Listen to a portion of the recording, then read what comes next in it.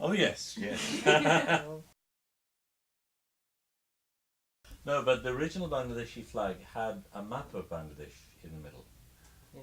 Yeah, When did they change it? Well, it was 72, I think.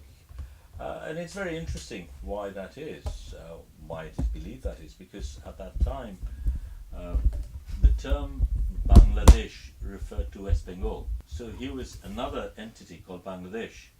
And it was very important at that time to differentiate the two. That nation identity status was very important to maintain. So it needed to be reinforced that this Bangladesh had a very clear nation state identity, which is not to be confused with the Bangladesh that people used to use in the past. At one stage it no longer stayed necessary, but at that time it was quite important, because when you're fighting for your own space, you don't want to be confused with anyone else. That's the last thing you want. Well, it was from India's side as well. I don't know what happened to that struggle for democracy thing. I'm told that Ruxana picked it up, and it should now be at the Kobi Nazrul Centre. Okay. And then what happened is, in fact, I'll be talking to Whitechapel on Monday, because they want to do that as part of a show that they do. About time. Yeah. I was actually tempted, because it's called the Whitechapel, so I was going to delete the phrase chapel. It's just the most pathetic relationship with the local community ever. The last thing was like 1979. That was before I was born there.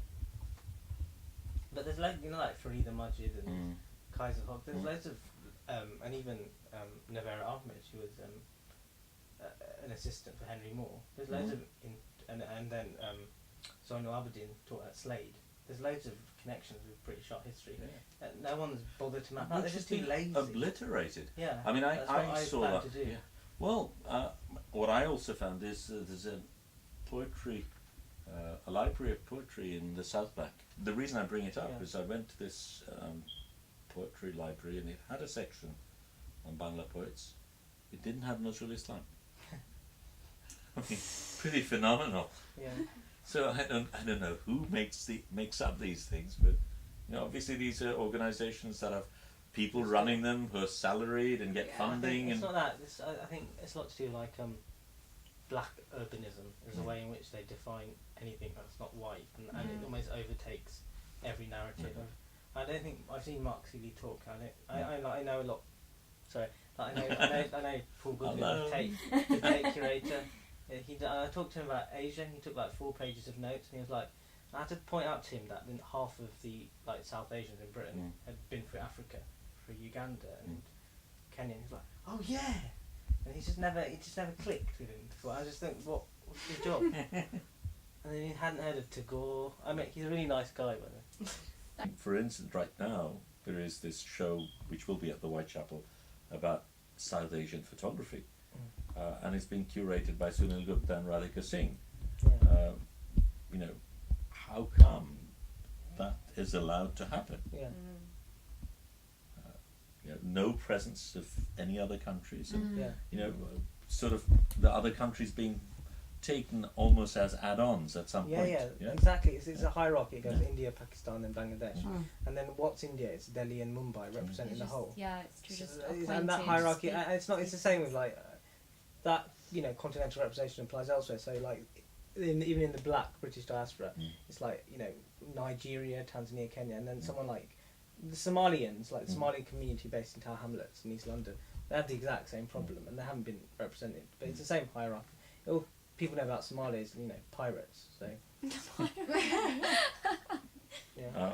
What's very interesting is I walked into the Magnum office in Mount Pleasant, and there were these two very tiny.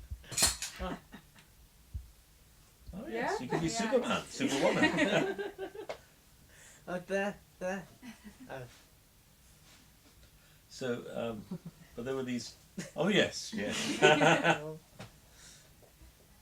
And there were these 2 little Bangladeshi flags hanging from the ceiling. Really? Yeah. And these were the original flags, you know, with the Bangladeshi map that I was telling you about. And they've been torn several times. They've been sewn up. And, you know, obviously, the flags had gone through. There was some history to do with the flags. So I asked him what it was about. There's this Magnum photographer, Marilyn Silverstone, who'd been to Bangladesh in '71, and she was so affected by the war, she gave up photography and joined an ashram in Nepal and never came back, ever. And some 21 years later or something like that, they retrieved her trunk, and amongst that were these two flags that the Muktis had given to her. So now I have one of those two, and I think they've lost theirs. But no, it was fascinating, just dangling up there. That's a nice point to end, actually.